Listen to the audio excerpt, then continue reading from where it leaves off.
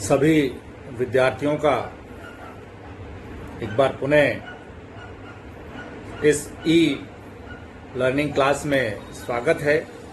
और आज का हमारा विषय है महात्मा गांधी और डोमिनियन स्टेटस से पूर्ण स्वराज्य की ओर।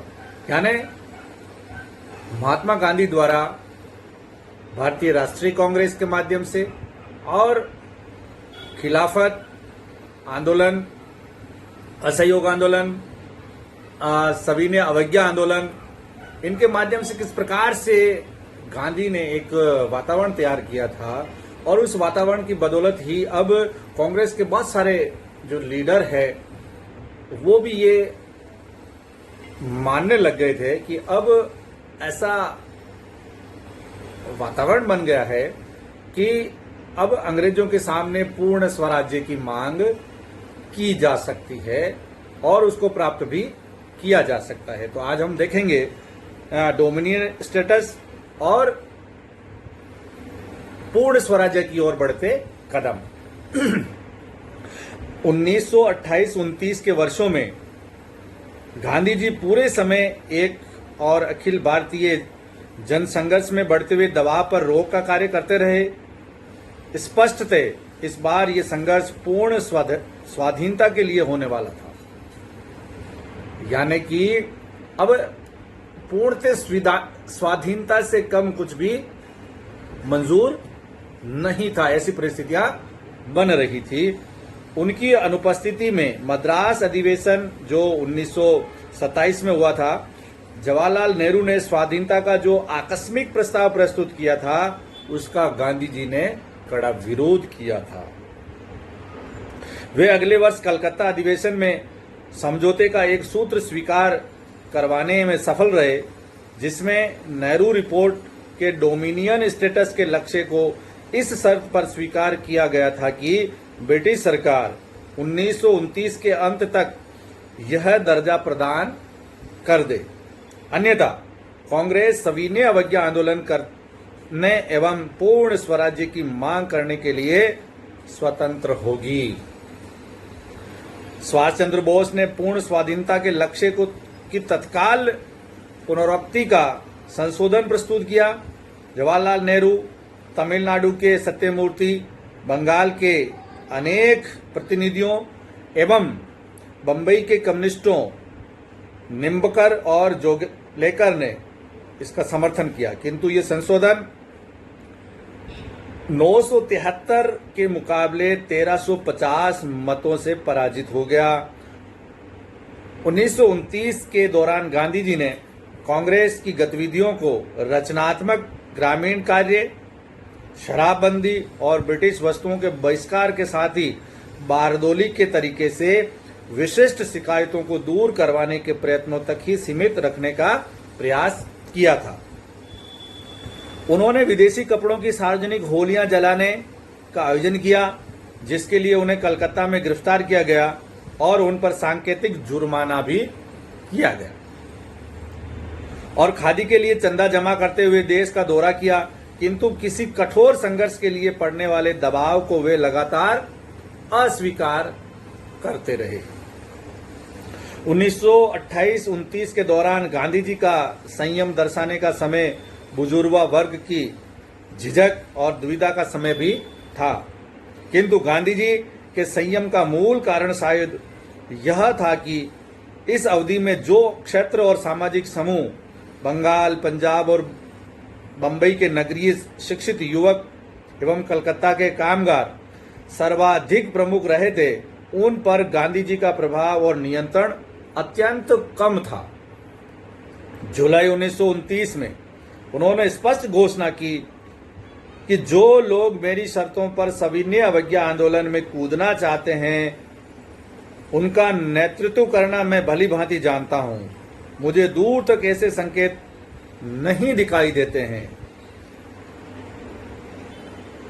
उनकी झिझक का एक अन्य कारण कांग्रेस संगठन की स्थिति थी।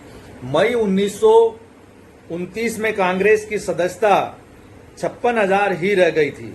जवाहरलाल नेहरू द्वारा आरंभ किए गए जोशीले अभियान के फलस्वरूप 6 महीने बाद ये संख्या बढ़कर 5 लाख हो गई थी, किंतु अधिकांश प्रांतों ने सदस्यों के लिए निर्धारित कोटों और धनराशियों के बारे में अपनी जिम्मेदारियों को पूरा नहीं किया था।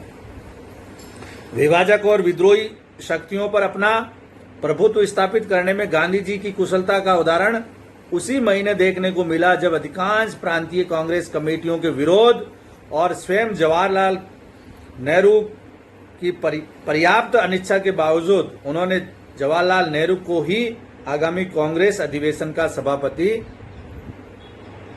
बनाए जाने पर बल दिया।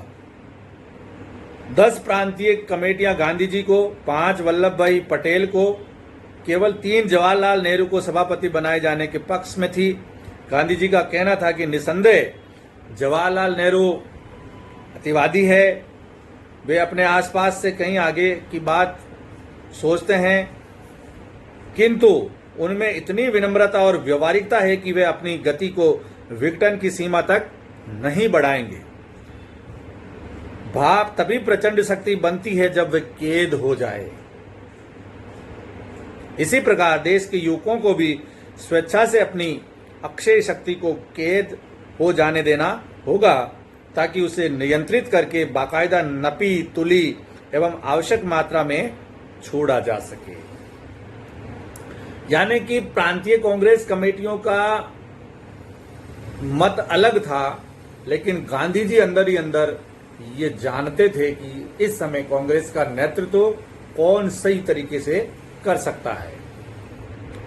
जवाहरलाल का चुनाव स्वयं इस बात का संकेत था कि स्थिति टकराव की ओर अग्रसर थी, विशेष रूप से जब कि कलकत्ता अधिवेशन की 1 वर्ष की समय सीमा समाप्त होने वाली थी। 31 अक्टूबर 1929 के इरविन प्रस्ताव ने थोड़े समय के लिए कठिनाई उत्पन्न कर दी। इस प्रस्ताव में वायसराय ने घोषणा की थी कि डोमिनियन स्टेटस तो भारत की संवैधानिक प्रगति का स्वाभाविक मुद्दा है और वादा किया कि साइमन रिपोर्ट के प्रकाशित हो जाने पर एक गोलमेज सम्मेलन बुलाया जाएगा। निजी तौर पर वायसराय साइमन आयोग के प्रबल विरोध को देखते हुए दिसंबर 1928 में ही ऐसी चाल चले जाने की मांग कर रहा था। नई लेबर सरकार जो जून 1929 में बनी थी ने उसके प्रस्ताव का समर्थन किया, किंतु अधिकांश टोरियों और लिबरलों को ये बात कतई पसंद नहीं आई, जैसा कि उन्होंने प्रस्ताव के बाद हाउस ऑफ कॉमन्स में हुई बहस में स्पष्ट किया। इस बहस से समस्त योजना की विश्वसनीयता ही कम हो गई।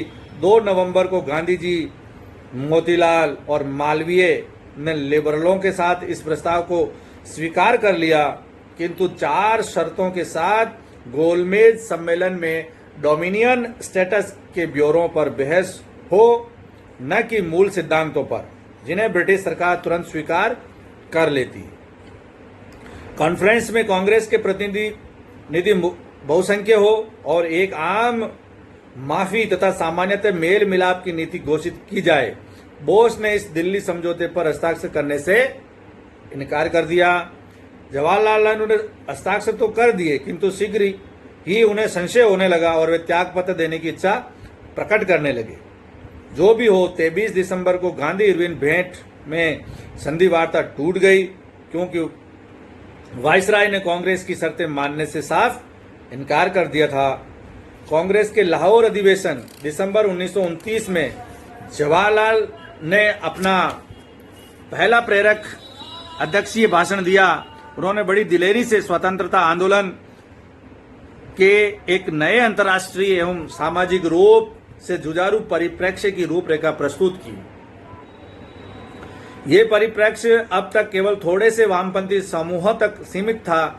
मैं स्पष्ट रूप से स्वीकार करता हूं कि मैं एक समाजवादी और गणतंत्रवादी हूं और राजाओं नरेशों में या उस व्यवस्था में मेरी कोई आस्था नहीं है जो आधुनिक औद्योगिक सम्राट उत्पन्न करती है।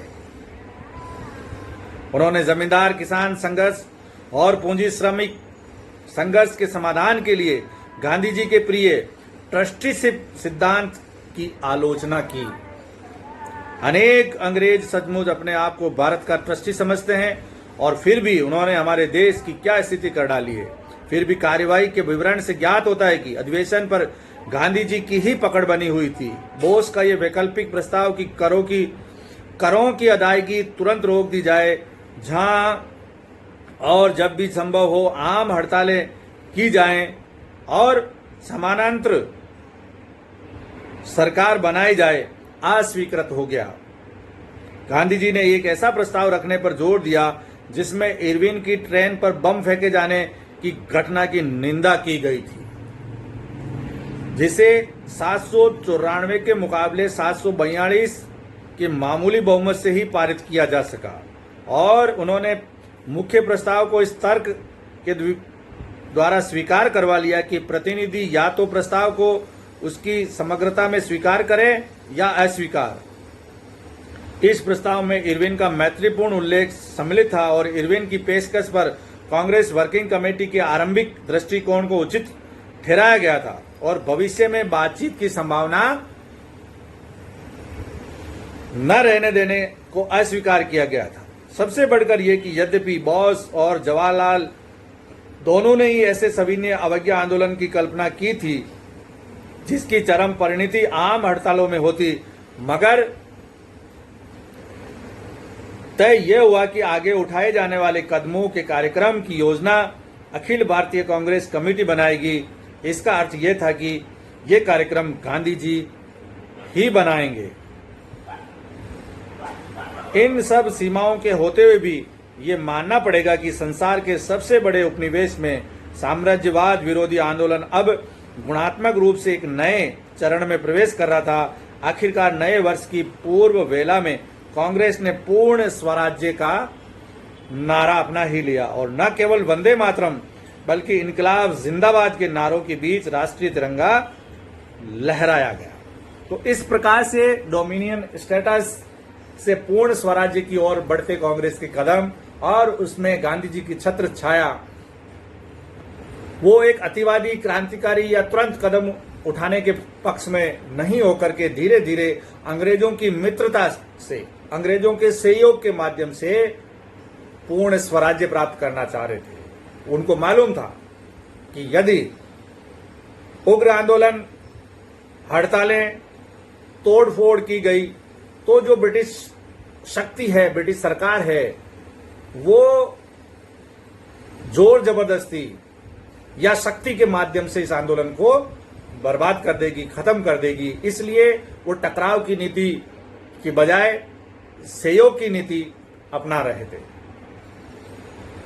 तो इस रूप में हम देखते हैं कि पंडित जवाहरलाल नेहरू, सरदार वल्लभ भाई पटेल और बहुत सारे जो लीडर हैं वो गांधी जी की जो स्लो धीरे चलने की नीति के विरोध में थे, लेकिन गांधी जी का असर इतना जबरदस्त था कि जो भी कांग्रेस के अखिल भारतीय सम्मेलन होते थे, अधिवेशन होते थे, उसमें वो अपने अनुरूप प्रस्ताव पारित करवा लिया करते थे। धन्यवाद।